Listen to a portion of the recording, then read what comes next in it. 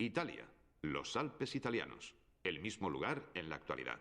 Una vieja postal de Suiza. En todos los Alpes vemos la misma historia.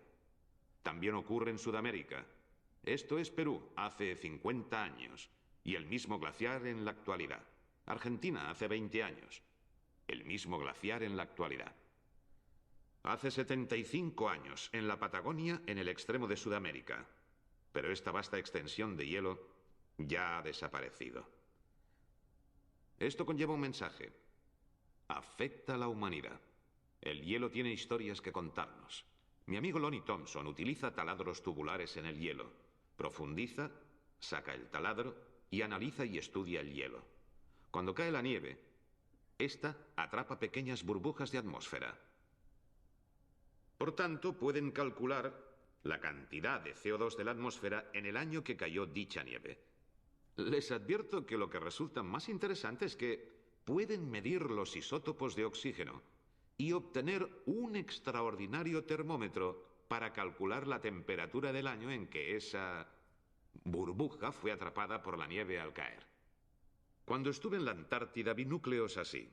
Un hombre lo miró y dijo: justo aquí es cuando el Congreso de Estados Unidos aprobó la ley del aire limpio. Yo no podía creerlo, pero puede verse la diferencia a simple vista. Solo un par de años después de haber sido aprobada esa ley, se distingue claramente. Pueden ir retrocediendo año tras año, de la misma forma que se leen los anillos de los árboles. Pueden ver todas las capas anuales de cuando el hielo se fundió y volvió a congelarse. En muchos de estos glaciares montañosos pueden remontarse 1000 años y así preparar un termómetro de las temperaturas. El azul es frío y el rojo es caliente. Verán, se lo muestro por un par de razones. La primera. Los llamados escépticos a veces dicen: oh, todo esto no es más que un fenómeno cíclico. Después de todo, hubo un periodo de calentamiento en el medievo. Bien, sí, lo hubo. Aquí está, justo aquí. Y hay otros dos. Pero comparados con lo que está sucediendo ahora, no hay comparación posible. Si miramos la temperatura a lo largo de 1000 años y la comparamos con 1000 años de CO2, van a ver cómo coinciden ambos valores. 1000 años de CO2 en los glaciares montañosos es una cosa, pero en la Antártida pueden remontarse 650.000 años. A propósito, esta es la primera vez que fuera de un reducido grupo de científicos alguien ha visto esta imagen. Esta es la era actual. Y esta es la última época glacial. Luego sube y ahora retrocedemos en el tiempo 650.000 años. Este es el período de calentamiento entre las dos últimas épocas glaciales. La segunda y la tercera época glacial. La cuarta, la quinta, la sexta y la séptima retrocediendo. Bien, un dato importante. En todo este tiempo, 650.000 años, los niveles de CO2 nunca han superado las 300 partes por millón. Como he dicho, también pueden medir la temperatura. Esta ha sido la temperatura que hemos tenido en la Tierra. Algo que llama la atención, que es evidente, es... Bien, permitan que se lo explique. Si mi compañero de segundo de básica, que preguntó sobre África y Sudamérica, estuviera aquí, diría: ¿alguna vez han coincidido? Ha sido un comentario muy absurdo. Pero es así, desde luego. Y la relación entre ambas es muy compleja. Pero hay una relación que es mucho, mucho más fuerte que las demás. Es esta.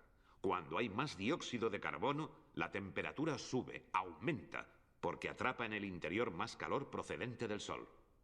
En las regiones de Estados Unidos en las que se encuentran las modernas ciudades de Cleveland, Detroit, Nueva York, la zona del norte, esta es la diferencia entre un buen día y tener 1,5 kilómetros de hielo sobre la cabeza. No olviden todo esto al considerar este hecho. El dióxido de carbono nunca ha superado las 300 partes por millón. Aquí es donde está el CO2 ahora.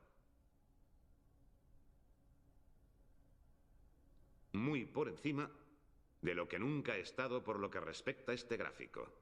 Si tienen un poco más de paciencia conmigo, me gustaría enfatizar esto. El equipo de producción ha intentado enseñarme a utilizar este artilugio. Si no me mato antes, les...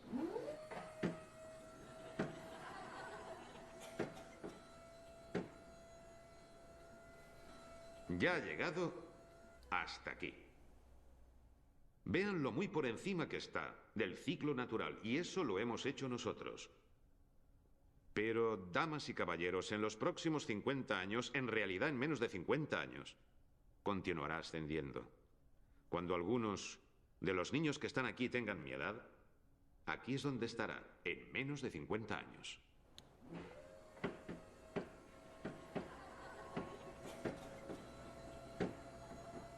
Se sale del gráfico, ¿no?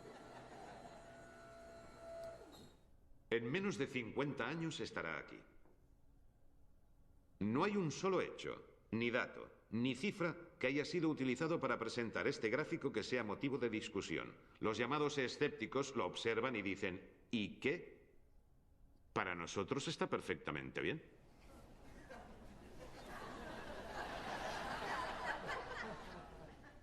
Bueno, hablando de la temperatura, si esto en el lado frío representa 1,5 kilómetros de hielo sobre nuestra cabeza, ¿qué significaría esta gráfica en el lado caliente?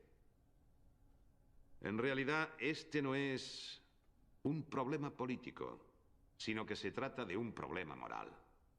Si permitimos que esto pase, tenemos un grave problema ético. La última idea falsa. Si aceptamos que el problema es real, tal vez sea demasiado grande para resolverlo. Hay mucha gente que pasa directamente de la negación a la desesperación sin detenerse en el peldaño intermedio, es decir, hacer algo para resolver el problema.